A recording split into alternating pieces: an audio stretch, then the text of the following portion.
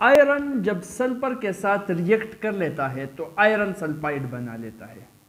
Sulphur जर्द colour yellow colour में एक powder form में होता है और आयरन के फिलिंग्स लेकर आयरन के छोटे छोटे टुकड़े उठाकर अगर हम टेस्ट ट्यूब में डाल दें और इसको हीट कर दे, इस टेस्ट ट्यूब को आग में रख दे ताकि इसको हीट मिल जाए, तो ये सल्फर इस फीरियम के साथ मिलकर एक काला सा प्रोडक्ट बना लेता है जिसको हम कहते हैं फीरियम सल्फाइड। ठीक है, अब ये जो होता है टेस्ट ट्यूब के अंदर जो आयरन पाउडर्ड येलो सल्फर के साथ मिलता है इसको हम कहते हैं केमिकल रिएक्शन, और यहां पर मैंने जो लिखा है इसको हम कहते हैं केमिकल इक्वेशन। यहां पर हम बात कर रहे हैं केमिकल इक्वेशंस की। ठीक है, अब केमिकल इक्वेशन क्या चीज है? जब हम किसी केमिकल रिएक्शन को पेपर के ऊपर दिखाना चाहते हैं कि ये रिएक्शन इस चीज से मिलकर ये वाला चीज बनाता, इस रिप्रेजेंटेशन को हम कहते हैं केमिकल इक्वेशन। अब केमिकल इक्वेशन के लिखने के लिए मुख्तलिफ शराइत है और उसमें सबसे बड़ा और अहम शर्त यह है कि जो केमिकल इक्वेशन आप लिख रहे हो वो बैलेंस्ड होगा। ठीक है, बैलेंस्ड मतलब इसके अंदर लॉ ऑफ कंजर्वेशन ये अप्लाइड होगा। Law of conservation of matter है ना, matter can neither be created nor be destroyed, energy की भी है, इसी तरह से मैटर की भी लॉ है, law of conservation of matter. Matter can neither be created nor be destroyed, matter को ना हम पैदा कर सकते हैं ना मैटर को हम तबाह कर सकते हैं।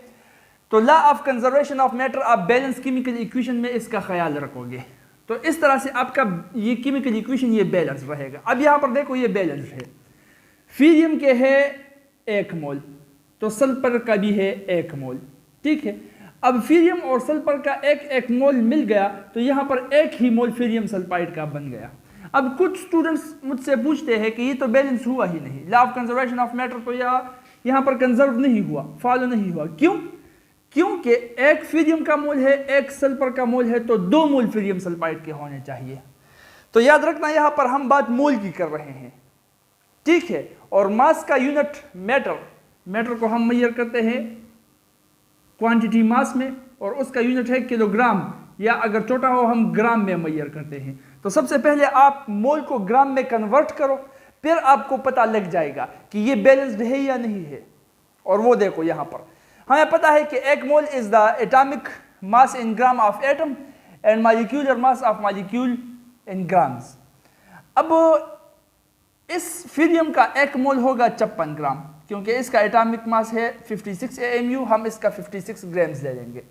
सल्फर का है 32 ग्राम्स। ठीक है, जब यहां पर आप देखोगे जो ये फीरियम सल्फाइड 1 मोल बन रहा है इसका 1 मोल होता है 88 ग्राम्स। अब देखो यहां पर 56 प्लस 32 इज इक्वल टू 88, तो हुआ कंजर्व, ये अप्लाई हुआ law of mass, law of conservation of matter, law of conservation of mass, mass conserve हो गया। 56 और 32 को जमा करके फिक्स 88 आता है। ठीक है, तो इसका मतलब ये इक्वेशन जो मेरे पास है ये बैलेंस है, और बैलेंसिंग के लिए इससे पहले हम लेक्चर दे चुके हैं। ठीक है, वो याद रहेगा ना, फिर भी कर लेंगे इंशाल्लाह अगर कोई दिक्कत हो उसमें। तो उसको बैलेंस करने के लिए हम यहां पर देखते हैं कि फीरियम कितने हैं, यहां पर फीरियम कितने हैं, सल्फर कितने हैं, सल्फर कितने हैं, जो एटम यहां पर है उतने ही एटम यहां पर होने चाहिए। इस तरह से हम जो इक्वेशन है केमिकल इक्वेशन उसको हम बैलेंस बना लेते हैं, तो law of conservation of matter वहां पर अप्लाई हो जाता है। अब इससे हमको मुख्तलिफ फ़वाइद होते हैं बैलेंस केमिकल इक्वेशन से, क्योंकि जब भी हम कोई काम, कोई केमिकल रिएक्शन कैरी आउट करते हैं या किसी नंबर ऑफ मोल्स का पता लगाना चाहते हैं या किसी केमिकल रिएक्शन को किसी केमिकल रिएक्टेंट्स को प्रोडक्ट में कन्वर्ट करना चाहते हैं, तो उसके लिए कैलकुलेशंस जो हमें करनी पड़ती है, उन कैलकुलेशंस के लिए बैलेंस केमिकल इक्वेशन की जरूरत होती है। ठीक है, तो बैलेंस केमिकल इक्वेशन हमारे काम वहां पर आता है। तो यहां पर कुछ एग्जांपल्स हम देख लेते हैं कि किस तरह से हमारा काम वो करता है। For example number 1, oxygen can be prepared by the decomposition of potassium chlorate. Example 1.5 है, किताब की तरफ देखो। ठीक है, Oxygen can be prepared by the decomposition of potassium chloride KClO3. How many moles of oxygen can be formed by taking 10 moles of potassium chloride? Balance chemical equation दिया गया है, पोटाशियम क्लोरेट है, जब ये डिकम्पोज हो जाता है potassium chloride तो आपको दे देता है पोटाशियम क्लोराइड और ऑक्सीजन। ठीक है, यहां पर आपको बताया जा रहा है, गिवन डेटा में आपको दिया गया है कि पोटाशियम क्लोराइड जो है, गिवन डेटा जो है, पोटाशियम क्लोराइड जो आपके पास है वो आपको दिया गया है 10 मोल्स, 10 मोल पोटाशियम क्लोराइड दिया गया है और आपसे मांगा जा रहा है कि ये 10 मोल ऑफ पोटाशियम क्लोराइड अगर डिकम्पोज हो जाए तो ऑक्सीजन हमारे साथ कितने बनेगा। रिक्वायर्ड डेटा जो है वो ऑक्सीजन का है कि ऑक्सीजन की मोल्स की तादाद वो कितनी होगी। एक्स यहां पर हम कंसिडर कर लेंगे। ठीक है, x number of moles oxygen, वो कितना तैयार हो सकता है। तो देखो यहां पर आप कैलकुलेशंस कर सकते हो बैलेंस केमिकल इक्वेशन से। अच्छा, अब यहां पर एक पॉइंट याद रखना, वो मैं आपको बता दूं कि चाहे आपको डेटा जो दिया गया है वो मोल्स में दिया गया हो या मास में दिया गया हो, चाहे आपको जो गिवन डेटा है यहां पर मोल्स में दिया गया है, ठीक है, चाहे आपको ये गिवन डेटा मोल्स में दिया गया हो या मास में दिया गया हो, आपको कैलकुलेशंस मोल में ही करनी है, किसी भी हालत में होगा। आपका तबीयत खुश हो, खफा हो, आप ठीक हो, नाराज हो, जो भी हो, कैलकुलेशन आपको मोल में करनी पड़ेगी, तब जाके आप एक्यूरेट कैलकुलेशंस कर सकते हो, प्रिसाइज कैलकुलेशंस कर सकते हो। ठीक है, तो अगर मोल्स में दिया गया है तो ठीक है, मोल्स में डायरेक्ट कैलकुलेट कर लो, और अगर मास में दिया गया है तो मास को पहले मोल्स में कन्वर्ट कर लो, उसके बाद कैलकुलेट कर लो और फिर से मोल्स में मास में कन्वर्ट कर सकते हो अगर मास में मांगा जा रहा है तो। ठीक है, तो ये कन्वर्जन्स करनी पड़ेंगी, लेकिन कैलकुलेशंस वो मोल में आपको करने पड़ेंगे, क्योंकि बैलेंस केमिकल इक्वेशन के अंदर हमें मोल्स दिखाए जाते हैं, सो उससे मोल के कंपैरिजन हम आसानी के साथ कर सकते हैं। देखो यहां पर फॉर एग्जांपल यहां में ऑलरेडी हमको दिया गया है 10 मोल ऑफ पोटाशियम क्लोराइड। अगर इसको हम डिकम्पोज करें तो ऑक्सीजन जो बनेगा, इसके डिकम्पोजिशन से ऑक्सीजन तैयार होता है, यहां पर हमें पता है, तो ऑक्सीजन कितना बनेगा अगर 10 मोल ऑफ पोटाशियम क्लोराइड को हम डिकम्पोज करें। तो यहां पर आप लिख लो अपने साथ, ये हुआ पोटाशियम क्लोराइड और ये हुआ ऑक्सीजन। ठीक है, बैलेंस केमिकल इक्वेशन से लिख लो, अगर 2 मोल्स ऑफ पोटाशियम क्लोराइड को हम डिकम्पोज करें तो 3 मोल ऑफ ऑक्सीजन बनेंगी। इसलिए अगर 10 मोल्स ऑफ पोटाशियम क्लोराइड को हम डिकम्पोज करें तो कितने मोल्स ऑफ ऑक्सीजन बनेंगी। Let's take it to be the x, cross multiplication कर लेंगे, ये बन जाएगा 2x is equal to 10 multiplied by 3, यहां पर भी 2 पर डिवाइड करो, इसको भी 2 पर डिवाइड करो, ये खत्म हो जाएगा, इससे बन जाएगा 30 divided by 2 is equal to 15 moles. ये हुआ आपका आंसर, सिंपल। सो ऑक्सीजन बनेगा 15 मोल्स। अगर 10 मोल्स ऑफ पोटाशियम क्लोराइड को हम डिकम्पोज करें, ऑक्सीजन ये हमको देगा 15 मोल्स की तादाद में। एग्जाम्पल नंबर 1 समझ में आ रहा है ना। अब आहिस्ता आहिस्ता थोड़ा मॉडिफाई लेवल पर हम जाएंगे समझने के लिए। ठीक है, नंबर 2 एग्जाम्पल इज, देखो एक प्रैक्टिस प्रॉब्लम आपको दिया गया है आपके बुक में कि how many moles of carbon dioxide will be produced by the complete combustion of 2 mole of glucose according to the following equation. ये इक्वेशन तो आपने देखा ही होगा, कहां पर लिख लो यार, यहां लिख लो, C6H12O6 प्लस ऑक्सीजन, ये देगा आपको कार्बन डाइऑक्साइड और वाटर। आपको अब यहां पर कहा जा रहा है कि अगर इसके 2 मोल्स हो जाए, ठीक है, तो ये कितने मोल्स ऑफ कार्बन डाइऑक्साइड देगा। तो बिल्कुल यही तरीका है, इसी तरीके से कर सकते हो, और ये तो इतना आसान है कि आप अपना दिमाग लगाकर डायरेक्ट कह सकते हो कि यहां पर 1 मोल है तो 6 मोल कार्बन डाइऑक्साइड उसने दिए हैं, अगर 2 मोल हो जाए तो 12 मोल ऑफ कार्बन डाइऑक्साइड देना पड़ेगा। लिहाजा डायरेक्ट भी कह सकते हो, लेकिन बेहतर यही होगा कि कैलकुलेट करो, इस पर आपकी प्रैक्टिस वो मोटर प्रैक्टिस जो नर्व प्रैक्टिस है वो कंप्लीट हो जाएगी और प्रैक्टिस से आप अच्छी आसानी के साथ सीख सकते हो। प्रैक्टिस ज़रूर कर लेना, ठीक है। अच्छा, ऑनवर्ड चले जाते हैं। How many grams of carbon dioxide will be produced by thermal decomposing of 8.8 moles of zinc carbonate. अच्छा, अब देखो, जिंक कार्बोनेट दिया गया है हमको, ये रिएक्शन है जिंक कार्बोनेट, इसकी थर्मल डिकम्पोजिशन से जिंक ऑक्साइड और कार्बन डाइऑक्साइड बन जाती है, ठीक है। गिवन डेटा जो है आपको जो दिया गया है, गिवन डेटा वो है कि जिंक कार्बोनेट आपके साथ कितने हैं, देख लो जरा,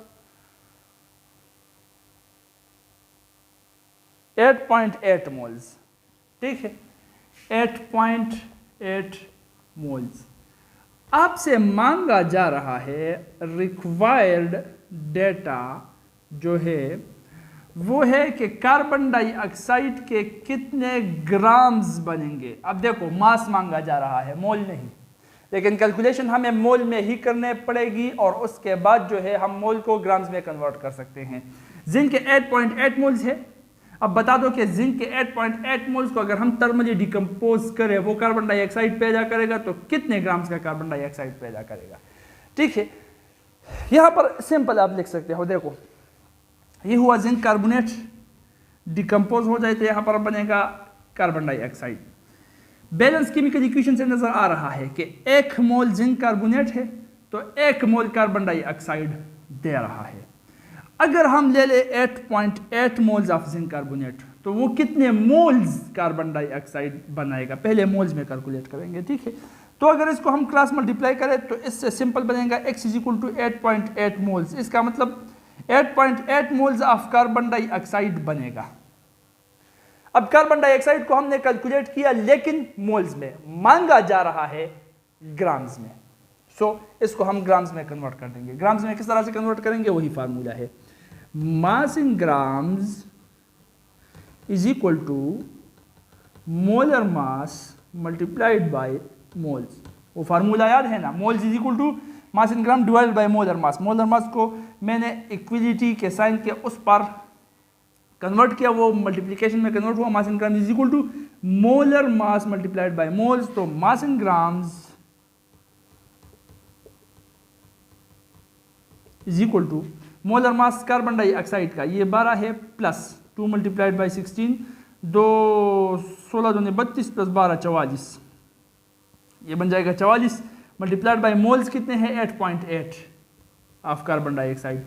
अब 44 को 8.8 में मल्टीप्लाई करो तो आपके साथ बनेगा 387.2 ग्राम, 387.2 ग्राम्स। सो जिंक कार्बोनेट के अगर 8.8 मोल्स को हम डिकम्पोज थर्मली करें तो इससे बनेगा कार्बन डाइऑक्साइड 387.2 ग्राम्स की क्वांटिटी में, के मिकदार में। बात समझ में आ गई ना। तो कैलकुलेशन हमने मोल्स में ही कर ली और उसके बाद मास में कन्वर्ट कर दिया। न्यूट्रलाइजेशन रिएक्शन, न्यूट्रलाइजेशन रिएक्शन है कि अगर HCl NaOH के साथ मिल जाए तो ये हमको देगा, न्यूट्रलाइजेशन रिएक्शन है, एसिड बेस के साथ मिल रहा है, NaCl और H2O, ठीक है, NaCl प्लस H2O। अच्छा, इससे पहले वो प्रैक्टिस प्रॉब्लम में 2-3 न्यूमेरिकल्स मौजूद है, उन न्यूमेरिकल्स पर प्रैक्टिस घर पर जाकर कर लेना ताकि आपको क्लियर हो जाए कहाँ पर आपको दिक्कत आ रही है, कहाँ पर आपको समझ नहीं आई है। जिस पॉइंट पर भी समझ में नहीं आई है वो प्रैक्टिस से आपको पता लगेगा, ठीक है। फिर आकर बता लेना, फिर आपको पता लग जाएगा कि मिसिंग कहाँ पर हो रहा है, कहाँ पर समझ में नहीं आई थी, और वो हम समझा देंगे उसके बाद। फिर अब ये बता रहा है कि NaCl कितने मोल्स हम लेंगे, सॉरी HCl अगर 15.5 ग्राम हम ले ले तो कितने NaCl के मोल बनेंगे। देखो यहां पर गिवन डेटा क्या है, गिवन डेटा HCl जो दिया गया है वो 15.5 ग्राम दिया गया है।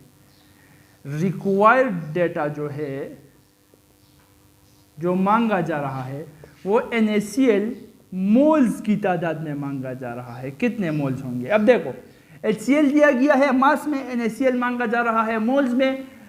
चाहे ग्राम्स हो, चाहे मोल्स हो, चाहे सर्दी हो, चाहे गर्मी हो, चाहे ठंड हो, चाहे गर्म हो, आपको कैलकुलेशंस करना पड़ेगा मोल्स के अंदर। ये बात याद रखना, ठीक है। तो हम क्या करेंगे?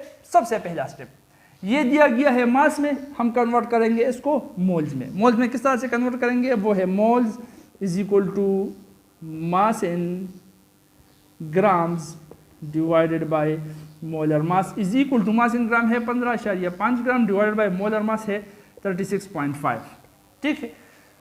तो 15.5 को अगर 36.5 पर हम डिवाइड करें तो ये बन जाएगा 0.425 मोल। 0.425 मोल बन रहा है ना, बुक में दिया गया है, ठीक है। अच्छा, अब देखो बैलेंस केमिकल इक्वेशन से HCl और NaCl को हम ले लेंगे, क्योंकि यही दोनों खिलाड़ी है जिनका मुकाबला हमें करना है, HCl और NaCl। HCl chemical equations, balance chemical equation के अंदर HCl अगर 1 मोल था तो 1 मोल NaCl दे रहा था। अब अगर HCl हुआ 0.425 मोल, तो बताओ कि NaCl कितने मोल्स देगा? पहले कैलकुलेशन मोल में करनी है, ठीक है। तो अगर क्लास मल्टीप्लाई करें हम इसको, इससे बनेगा x इज इक्वल टू 0.425 मोल। 0.425 मोल बन रहा है HCl, सॉरी NaCl 0.425 मोल बन रहा है। अब इसको मास इन ग्राम्स में वापस कन्वर्ट करो, तो मास इन ग्राम्स में चाहिए या नहीं? अच्छा, वो तो मोल्स में चाहिए। तो ये हुआ हमारे साथ आंसर। मतलब अगर 15.5 ग्राम HCl को हम NaOH के साथ, एक्सिस ऑफ NaOH के साथ न्यूट्रलाइज करें, तो NaCl जो बनेगा वो 0.425 मोल की तादाद में बनेगा। मोल में मांग रहा भी है, ठीक है। यहाँ तक भी समझ में आ गई? अच्छा, इसके बाद भी कुछ प्रैक्टिस प्रॉब्लम है, वो भी कर लो। फिर है what mass of aluminium oxide is produced from 14.5 gram of aluminium metal when it reacts completely with oxygen gas according to the following equation. अच्छा, अब इक्वेशन दिया गया है कि एल्यूमिनियम और ऑक्सीजन अगर रिएक्ट करे तो एल्यूमिनियम ऑक्साइड बनाएगा। ये तो हमें पता है, ठीक है, बचपन से यही रिएक्शन सुनते आ रहे हैं। चलो ठीक है, पता है। तो अब बताओ, आगे बताओ। आगे बताना ये है कि आपके साथ है गिवन डेटा, और गिवन डेटा में क्या दिया गया है? एक बार फिर देख लो। वो दिया गया है 14.5 ग्राम ऑफ एल्यूमिनियम। एल्यूमिनियम है 14.5 ग्राम। 14.5 ग्राम एल्यूमिनियम मौजूद है आपके साथ। फिर मांगा जा रहा है कि एल्यूमिनियम ऑक्साइड कितने ग्राम्स में बनेगा, मास के लिहाज से कितने ग्राम्स में बनेगा। रिक्वायर्ड डेटा है कि ये एल्यूमिनियम ऑक्साइड जो बन रहा है ये कितने ग्राम्स बनेगा, ये मालूम करना है। एल्यूमिनियम भी ग्राम में दिया गया है, प्रोडक्ट जो बन रहा है वो भी ग्राम्स में मांग रहे हैं। ग्राम में हो, ग्राम में दिया गया है, ग्राम में मांग भी रहा है, लेकिन हमको कैलकुलेशन फिर भी मोल में करनी है, ठीक। चाहे कश्मीर फतह हो जाए, चाहे फ़लस्तीन बादशाह बन जाए, सुपर पावर बन जाए, हमको फिर भी कैलकुलेशंस मोल में करनी है। ये पॉइंट याद रखना अपने साथ, ठीक है। इससे ही आप, अगर ये पॉइंट आप जहन में नहीं रखोगे फिर कैलकुलेशंस आप नहीं कर सकते, मोल में कन्वर्ट करना पड़ेगा। अब ये पॉइंट आपके जहन में है, तो सबसे पहले आप क्या करोगे? इसी को मोल में कन्वर्ट कर दोगे। तो कर लो मोल्स में convert. Number of moles of aluminium is equal to mass in grams क्या है? 14.5 ग्राम डिवाइडेड बाय इसका मोलर मास जो है वो है 27। एक बार चेक कर लो, 27 है, हाँ 27। तो कर लो अब डिवाइड। जब डिवाइड करोगे तो ये बन जाएगा 0.54 मोल। 0.54 मोल ऑफ एल्यूमिनियम, ठीक है। अब देखो कौन से खिलाड़ी का मुकाबला चल रहा है, एल्यूमिनियम और एल्यूमिनियम ऑक्साइड। तो वो यहाँ पर ले लो, ये हुआ एल्यूमिनियम एक तरफ वर्सेस एल्यूमिनियम ऑक्साइड दूसरी तरफ। अब 4 मोल के जब एल्यूमिनियम थे तो 2 मोल के एल्यूमिनियम ऑक्साइड बना रहे थे, ठीक है, ऑक्सीडेशन से। अब एल्यूमिनियम है 0.54 मोल, तो ये बताओ कि ये कितना एल्यूमिनियम ऑक्साइड मोल में बनाएगा। तो ये कर लोगे आप क्रॉस मल्टीप्लाई, ये बन जाएगा 4x is equal to 2 multiplied by 0.54, इसको भी 4 पर डिवाइड, इसको भी 4 पर डिवाइड, ये खत्म हो जाएगा, ये बन जाएगा x is equal to 2 multiplied by 0.54 divided by 4। Calculate करो, शाबाश। 0.27 mole of aluminium oxide, 0.27 mole of aluminium oxide वो बन जाएगा, बन गया। अब एल्यूमिनियम ऑक्साइड जो हमने कैलकुलेट किया वो हमने मोल में कैलकुलेट किया, हमसे मांगा जा रहा है ग्राम्स में। सो इसको अब हम ग्राम्स में कन्वर्ट कर देंगे। दिस इज वेरी इजी, वो है mass in grams is equal to number of moles multiplied by molar mass. तो नंबर ऑफ मोल्स है 0.27 mole, 0.27 mole multiplied by molar mass, वो कैलकुलेट करो एल्यूमिनियम ऑक्साइड का। ये है एल्यूमिनियम, ये है oxygen, 2 multiplied by 27 plus 3 multiplied by ये हुआ 16, तो ये बन जाएगा, क्या बन रहा है, कर लो कैलकुलेट, शाबाश। 102 ग्राम पर मोल, 102 ग्राम पर मोल, ये इसका मोलर मास है, तो 102 ग्राम पर मोल में हम मल्टीप्लाई करेंगे। 0.27 को 102 ग्राम पर मोल में अगर आप मल्टीप्लाई करो तो इससे बन जाएगा 27.54 ग्राम, 27.54 ग्राम्स। तो इसका मतलब कि अगर एल्यूमिनियम के 14.5 ग्राम को हम ऑक्सीडाइज कर ले एक्सेस ऑफ ऑक्सीजन में, एल्यूमिनियम ऑक्साइड जो हमारे साथ मैक्सिमम बनेगा वो बनेगा 27.54 ग्राम्स। बात समझ में आ गई? अब प्रैक्टिस कर लो इसके ऊपर, शाबाश। ये जो प्रैक्टिस प्रॉब्लम दिए गए हैं इसके ऊपर भी कर लो, तो तब बात समझ में आ जाएगी कि हम कर क्या रहे हैं और आप सुन क्या रहे हो।